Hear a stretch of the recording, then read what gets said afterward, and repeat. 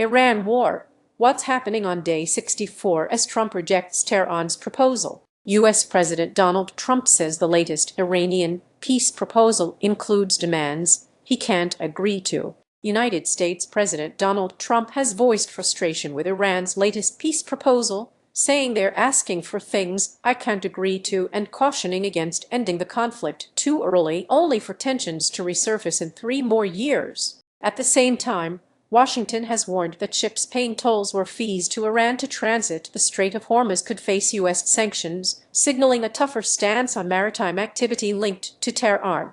Meanwhile, a new Washington Post-ABC News-Ipsos poll shows 61% of Americans believe Trump's use of military force against Iran was a mistake. Here is what we know.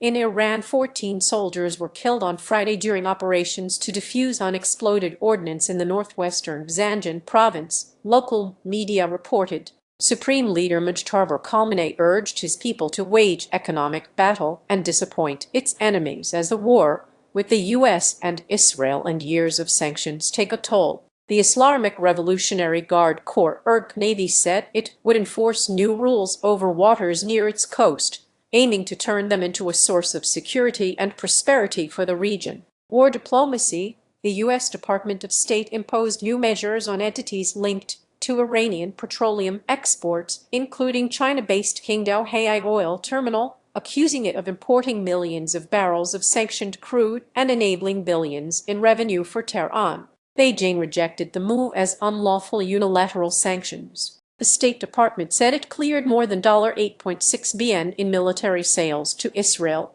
Qatar, Kuwait, and the United Arab Emirates. Advertisement in the U.S. Trump said he was unhappy with Iran's new proposal for peace talks, which Iran's state news agency IRNA said was delivered via mediator Pakistan. They're asking for things that I can't agree to, he said.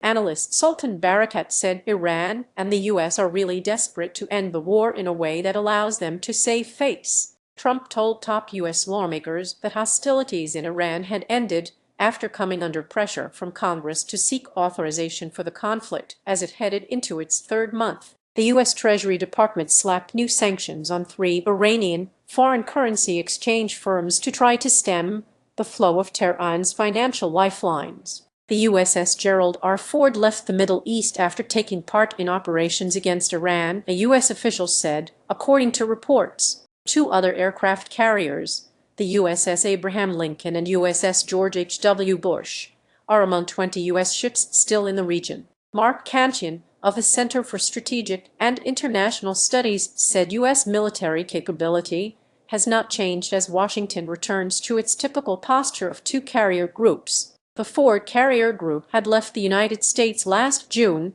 and its deployment has been extended twice. The crew and the ship are tired, so the United States is sending the group home, he added. In Lebanon,